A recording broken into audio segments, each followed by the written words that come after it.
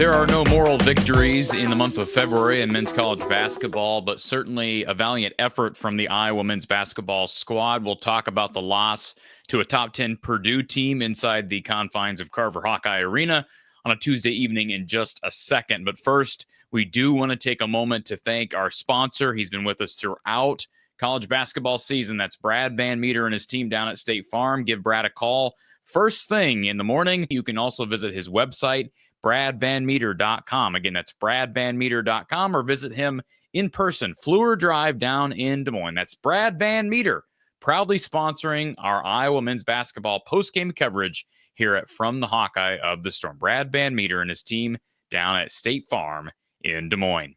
So the result from Tuesday night, the Iowa Hawkeyes falling at home to the Purdue Boilermakers just about 24 hours after the news broke of Owen Freeman being out for the remainder of the season. We reacted to that news yesterday. Iowa down now their leading scorer and rebounder in Freeman. He was also their leading block guy. And Iowa fought valiantly, especially in that first half. In fact, Iowa had a late 5-point lead. If it wasn't for a very unfortunate series of events in the final minute, Iowa would have had a lead heading into halftime. But I thought it was a really consequential stretch. Peyton Sandfort attempts to drive left and finish in the final 40 seconds of the first half. And Riley Mulvey gets called for a push in the back. Peyton Sandfort misses the shot. Purdue capitalizes, makes 2 free throws, and then Braden Smith hits a huge 3 after Iowa fails to score. It's a big 5-point swing or more. Actually, you could argue it's a bigger swing than that. And Purdue goes into the half, into the locker room with momentum. We talk about momentum heading into half times.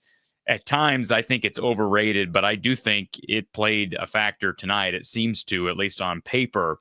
You watch the second half, and this was just a different Purdue Boilermaker offense. They score 54 in the second half, 54 second half points for Purdue, scored just 36 in the first. I thought Iowa really played well defensively in the first half. I was actually surprised as I was watching this game. I'm thinking to myself, hey, they're actually defending for long periods of time. Can they keep this up? I should have known better because second half was abysmal defensively. Again, 54 points to a really good Purdue Boilermaker squad. And there's no question this is a potential Final Four team. Once again, Matt Painter's got a different looking team, but Braden Smith is phenomenal. And boy, he was terrific tonight. 31 points, 6 rebounds, 4 assists, made 5 threes on 7 attempts. He had been struggling from behind the arc heading into this game. He did not struggle tonight. Trey Kaufman-Renn was also really good. 25 points, 7 rebounds, 4 assists. In spite of missing some significant time in the first half due to foul trouble, he came out in the second and was excellent, caused Iowa fits. Iowa had no answers for those two guys. Purdue had just one other player in double figures. That was big man Caleb First, who scored 6 of his 10 points from the free throw line. This was the story of Kaufman-Renn and Braden Smith, and they had no answers for those two guys. Purdue shot 55% from the field in the second half to Iowa's 50%, shot 60% in the second half from behind the arc compared to 30% in the first half. That was the difference. 9 threes in the second half for Purdue on 15 attempts, 3 makes on 10 attempts in the first half. They also went to the free throw line about double the amount of times they did in the first half. 15 free throw attempts in the second half compared to just 8 in the first half. And oh, by the way, Purdue shot 78% from the foul line. That will get it done. Iowa, once again, 63% from the foul line. They're worst in the conference. Unbelievable. Iowa's an offensive juggernaut. They got shooters everywhere. They can't make free throws. It's incredible. I've never seen anything like it. Iowa was -7 on the glass in this game. Now, Purdue does not rebound the ball as well as they traditionally do under Matt Painter. They don't quite have the size, right? They don't have a Haas or a Hammonds, or certainly a guy like Zach Edey. They still have good size, but not as dominant on the glass. Iowa battled in that category, -7 on the night. But here's another huge stat. 7 offensive rebounds for the Boilers in that second half compared to just 3 in the first half. So 3-point shots, way too many good looks at threes. You get Braden Smith in rhythm, and then they're getting second chance opportunities way too much in that second half. But you got to be proud of the Iowa fight. There are no moral victories at this point in the season. I said that. I'll repeat that. It bears repeating. There are no moral victories 11 games into conference play. They got to figure out a way to win a game or two against a good team. They're going to have another chance on Saturday, but this was an opportunity. In fact, they were down 12 in that second half, fought back. They were within 3 in the final few minutes. Iowa had 2 3-point opportunities, one from Peyton Sanford that was wide open, and one from Josh Dix, who was terrific on the night. Josh Dix finished this game as Iowa's leading scorer with 27 points, 10 of 16 from the field, but both guys missed their 3-point shots on that possession, and Iowa just could never really get that close again, and Purdue ends up winning this game by 9. Peyton Sanford, 23 points, 9 of 17 from the field, 5 of 11 from 3. That's about as good of a stat line as you're going to get out of Peyton. 6 rebounds, 5 assists, but it was not enough. And Iowa, without Owen Freeman, you're going to have to get contributions from everybody, and they basically did tonight. I think you'd hope for more from Drew Thelwell, although I will say this. During those defensive struggles in that second half, I felt like Fran McCaffrey rode Brock Harding way too much down the stretch. He could have used Drew Thelwell's defensive mind in that second half. And I know Drew wasn't shooting the ball great. Finished the day, again, struggling from the field. 2 of 7 from the field, 1 of 3 from 3, just 7 points for Drew Thelwell. So I wouldn't say he played badly, played just 27 minutes. Brock Harding did not start this game. Iowa goes with a bigger lineup with Seydou Traore, who, by the way, he only played 11 minutes. So who cares who starts if you're only going to play 11 minutes? I thought Fran went away from a couple of guys that really helped them defensively in that first half, Thelwell and Traore, and it cost him.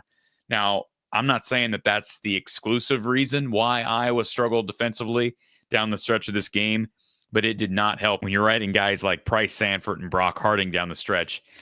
Just no comparison between that pair and the pairing of Seydou Traore and Drew Thelwell. But look, Fran's always going to defer to offense, right? We know that. And they were pretty good defensively in that first half, but they were just trading baskets for way too long of a period of time in that second half, and 90 points on the game. Just incredible.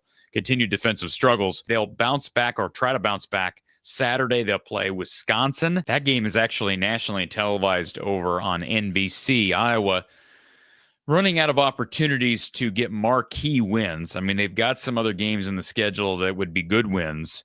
One being at Illinois. That'd be a really good win. Hey, at Northwestern would be good. Michigan State at home would be good. But these two this week against top 25 opponents, you'd love to steal one. And they're home games. I mean, you lose both of them, then you're, what would that be, 4-8 heading into the final stretch of the season. I just think it's too big of a hole to climb out of. I dropped the mic yesterday. I mean, I put my stamp as it relates to my prediction on the rest of the season. And this team fought better, harder than I would have expected.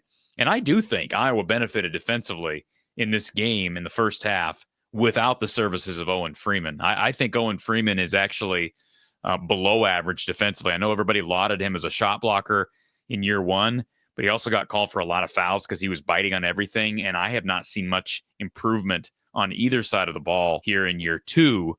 And he's been good. I mean, there's no question he was Big Ten Freshman of the Year for a reason, but the game really hasn't evolved and his defense really hasn't evolved. I like what Riley Mulvey gives you with his size. He's not a great threat offensively. Evan Bronze works hard. Both guys work on the glass. Laji Dembele's not giving you much of anything. He did make a big defensive play late in this game, but boy, he's struggling. I just don't know what you do with him. He played 13 minutes, 0 of 1 from the field. He's not even trying to score now. And so anyways, I thought Iowa actually benefited from Freeman being out defensively in that first half, but just not enough in the second. Folks, this is a recorded edition of the postgame show. We'll be back with live postgame coverage for the Iowa women Thursday night, myself and Kasheen Alexander. Be sure you tune in following Iowa's road trip to Minnesota. That game will kick off at 7 p.m. Tip-off at 7 p.m. Central Time over on Big Ten Network. Folks, like and subscribe. We'll talk to you Thursday night right here from the Hawkeye of the Storm.